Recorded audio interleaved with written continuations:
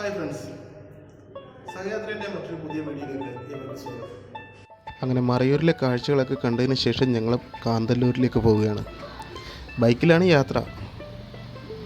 പോകുന്ന വഴിക്ക് ഇരുവശവും നല്ല തേയിലത്തോട്ടങ്ങൾ, നല്ല അടിപൊളി യാത്രയാണ്.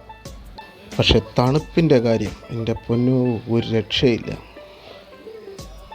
നമ്മൾ വീഡിയോ എടുക്കാൻ നോക്കിയിട്ട് കൈയൊക്കെ വിറയ്ക്കുകയാണ്. അത് വീഡിയോയിൽ പലയിടത്തും നമുക്ക് ഫീൽ ചെയ്യുന്നുണ്ട്. മറയൂരിൽ നിന്നും കാന്തല്ലൂരിലേക്ക് പോകുന്ന വഴി റോഡ് സൈഡിൽ വലത്തുവശത്തായിട്ടാണ് തോപ്പൻസ് ഫാം. പുറമേ നോക്കിയാലൊരു ചെറിയ വീടാണ്. പക്ഷേ അതിൻ്റെ സൈഡിൽ കൂടി നമ്മൾ ബാക്കിലേക്ക് ചെന്ന് കഴിഞ്ഞാൽ വളരെ മനോഹരമായ പൂന്തോട്ടവും നല്ല കൃഷി സ്ഥലങ്ങളും എല്ലാമായിട്ട് നല്ല അടിപൊളി ഒരു സ്ഥലമാണ്. എല്ലാ തരത്തിലുള്ള പച്ചക്കറിയും പഴവർഗ്ഗങ്ങളും പൂക്കളും എല്ലാം അവിടെയുണ്ട്. അതിൻ്റെ ഒത്ത നടുക്കായി നമുക്ക് താമസിക്കാൻ ഒരു കോട്ടേജും.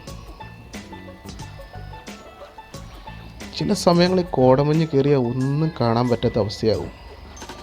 ഇപ്പോഴാണെങ്കിൽ ഓറഞ്ചൊക്കെ നല്ല വിളവെടുക്കാൻ പാകമായി വിളഞ്ഞു നിൽക്കുകയാണ്. ഇത് ദേവദാരുവാണ്. ഹിമാലയ പ്രദേശങ്ങളിൽ മാത്രം കാണുന്ന ദേവദാരു. അതോടെ നട്ടുപിടിപ്പിച്ചിട്ടുണ്ട്. ഇത് മുസമ്പി, നമ്മൾ ജ്യൂസ് അടിക്കാനൊക്കെ ഉപയോഗിക്കുന്ന മുസമ്പിയുടെ ചെറിയ കായാണ്. പിന്നെ കുറേ പൂക്കളുമുണ്ട്. വളരെ മനോഹരമാണ്. നമ്മളിങ്ങനെ കണ്ട് പോകും.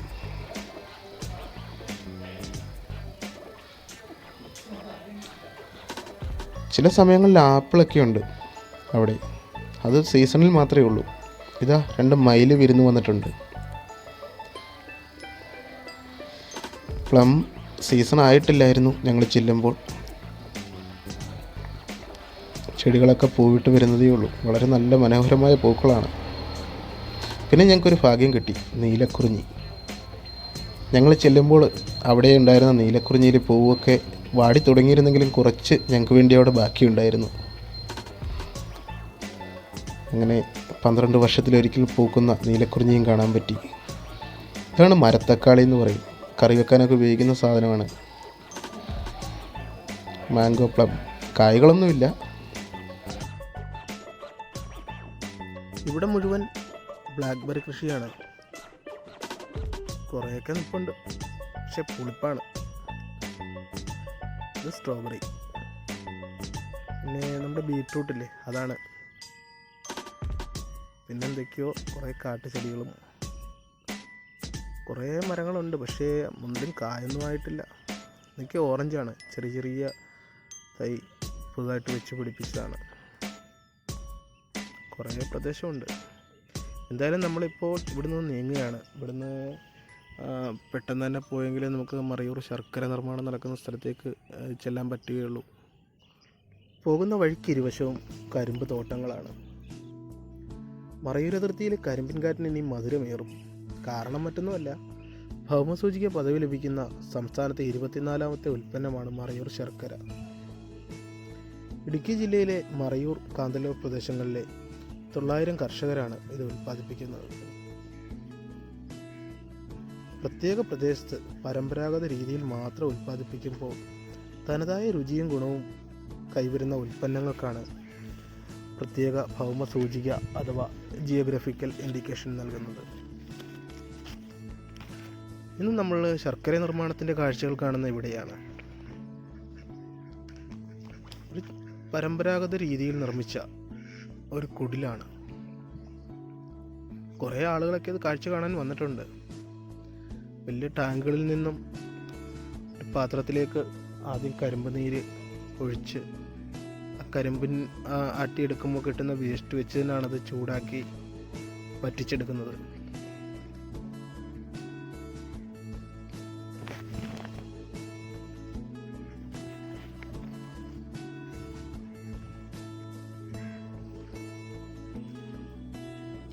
കേരളത്തിൽ പന്തളം, തിരുവല്ല, മറയൂർ, പാലക്കാട് എന്നിവിടങ്ങളിലാണ് പ്രധാനമായും കരിമ്പ് കൃഷി ചെയ്യുന്നത്.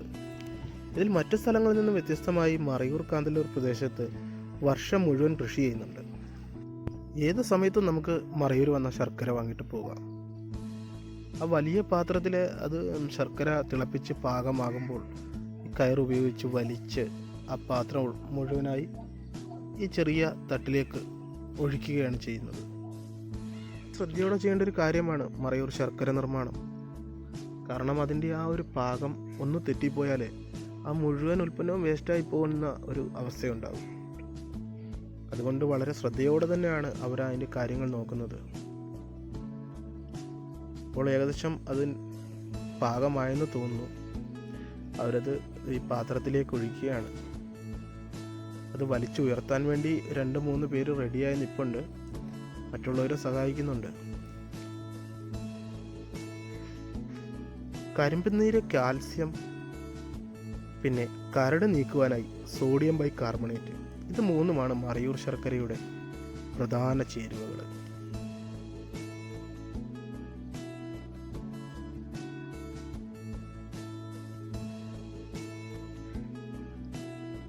പാത്രത്തിൽ പറ്റിപ്പിടിച്ചിരിക്കുന്നത് പെട്ടെന്ന് തന്നെ ചുരണ്ടി എടുത്തില്ലെങ്കിൽ അത് അവിടെ ഇരുന്ന് ഉണങ്ങിപ്പോകും.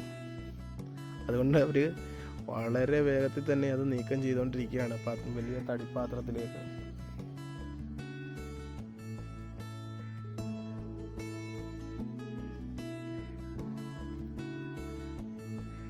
രാസപദാർത്ഥങ്ങളുടെ അളവ് വളരെ കുറവാണ് മറയൂർ ശർക്കരയിൽ. മാത്രമല്ല ഈ കൈകൊണ്ട് ഉരുട്ടിയെടുക്കുന്നത് കൊണ്ട് അതിനെ കൈ പിടിച്ച പാടുകൾ ആ ശർക്കരയിൽ ഇങ്ങനെ കാണാം. അത് അവിടുത്തെ ഒരു തനത് പ്രത്യേകതയാണ്. മറ്റ് ശർക്കരകളിൽ മായം ചേർക്കുന്നുണ്ട്. കാരണം അതിന് നിറം ലഭിക്കാനായി നല്ല മഞ്ഞ നിറം അല്ലെങ്കിൽ ഒരു ബ്രൗൺ കളർ നിറമൊക്കെ കിട്ടാനായി ഒരുപാട് മായം ചേർക്കുന്നുണ്ട്. പക്ഷേ മറയൂർ ഉള്ള ശർക്കര എന്ന് പറഞ്ഞാൽ ഒരു പ്രത്യേകിച്ച് മായമൊന്നും ചേർക്കാത്തത് കൊണ്ട് തന്നെ അതൊരു ഇരുണ്ട നിറമാണ്.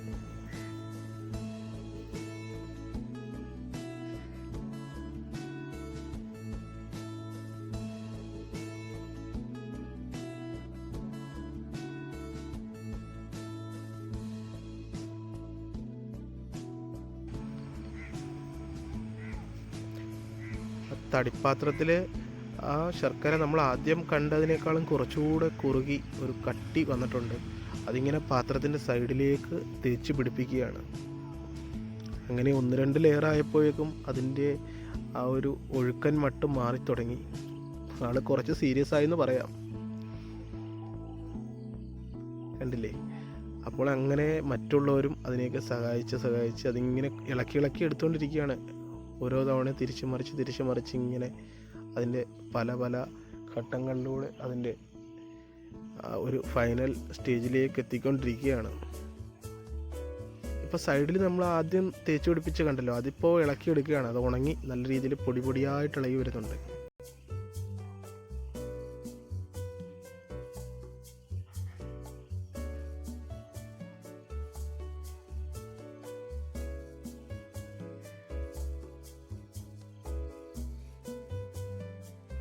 ആ ശർക്കര അവിടുന്ന് ചൂടോടെ കഴിക്കാൻ നല്ല ടേസ്റ്റാണ്.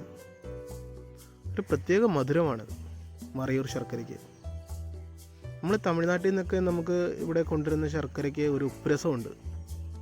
നമ്മളധികം ശ്രദ്ധിക്കാറില്ല. എങ്കിലും മറയൂർ ശർക്കര നമ്മൾ കഴിക്കുമ്പോൾ ആ വ്യത്യാസം നമുക്ക് മനസ്സിലാകും. നല്ല ചൂടാണ്. അത് വെള്ളത്തിലിങ്ങനെ കൈമുക്കിയിട്ട് ഉരുട്ടി എടുക്കുകയാണ്.